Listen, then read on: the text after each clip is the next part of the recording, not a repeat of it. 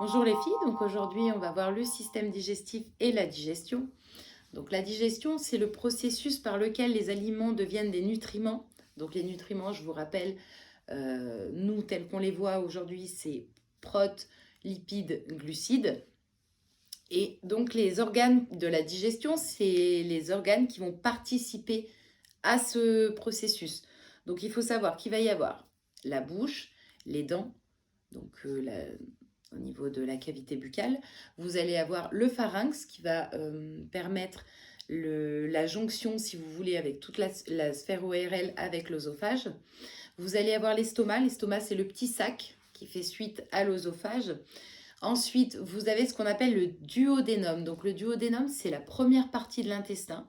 Et puis après, vous avez la deuxième partie, ce qu'on appelle le gros intestin ou l'intestin grêle. C'est la même chose. Et ensuite, vous avez la partie, le rectum. Donc c'est ici que sortent les selles. Donc les selles, c'est les déchets qui n'ont pas été absorbés par l'organisme.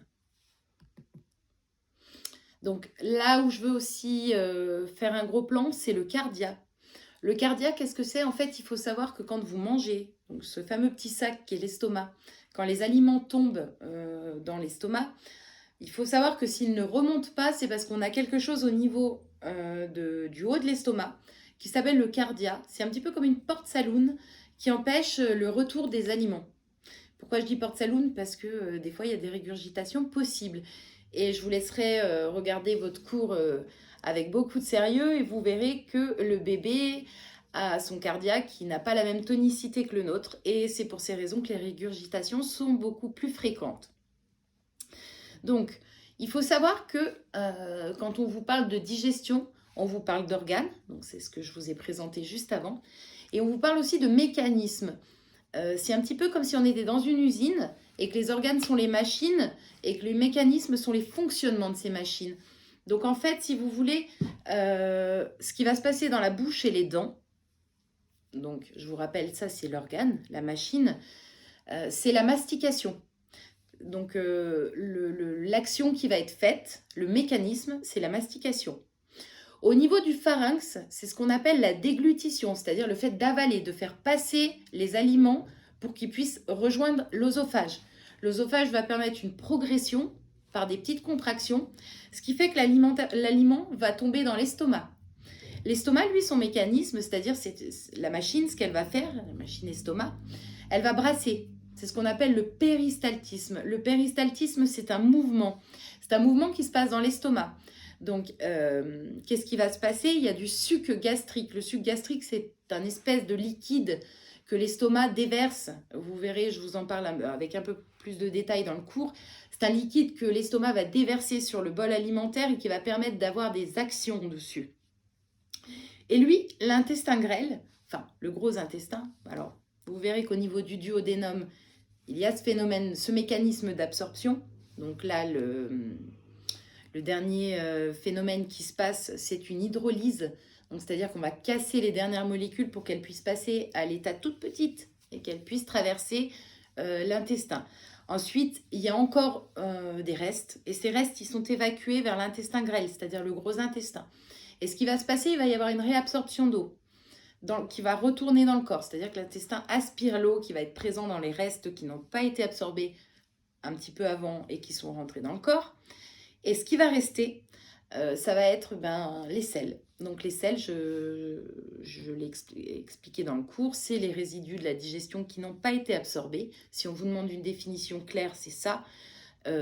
Si on veut se la jouer simple, c'est le caca. Voilà, on ne va pas chercher plus loin. Donc ensuite, ce qu'il faut savoir, c'est que chez l'enfant, ces machines à lui, elles ne sont pas complètes. C'est-à-dire que lui, il n'a pas une usine terminée. Donc s'il n'y a pas d'usine terminée, forcément, on ne va pas pouvoir faire les mêmes choses. Le premier souci, c'est déjà qu'il n'y a pas de dents. Donc déjà, la machine qui se trouve dans la cavité buccale, c'est compliqué puisqu'elle n'est pas là.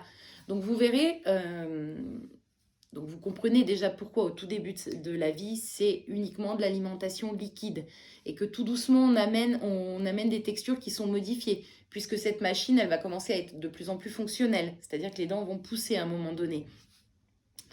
Les glandes salivaires non plus sont pas fonctionnelles, c'est-à-dire que la salive qui va arriver, et qui, elle aussi, contient des éléments, je vous laisserai les apprendre sur votre cours, c'est entre autres l'amylase salivaire, qui contient donc des éléments qui vont commencer à digérer certains aliments, ne sont pas fonctionnels non plus. Donc là aussi, l'enfant, il a quelques petites difficultés par rapport à ça. Il faut savoir que l'enfant, vous le comprenez, il est petit, donc la taille de son oesophage est réduite. Ce qui fait que les retours sont beaucoup plus rapides et, entre guillemets, beaucoup plus efficaces. L'estomac, les mouvements de brassage, donc tout ce péristaltisme dont je vous parlais tout à l'heure, n'est pas effectif à 100%. De plus, le volume est petit, puisque vous imaginez bien que la taille de l'estomac d'un bébé, c'est pas la taille de l'estomac d'un adulte. Il faut savoir aussi que le cardia est mal fermé, cette fameuse porte saloon, donc ce qui favorise également les régurgitations. Avec un oesophage court, c'est la totale. Et puis, il faut savoir aussi que l'amylase pancréatique, donc c'est-à-dire un des petits agents qui vient travailler sur le bol alimentaire, n'est pas là. Donc, il y a aussi des adaptations à faire. Et ça, je vous laisserai bien vous référer à votre cours.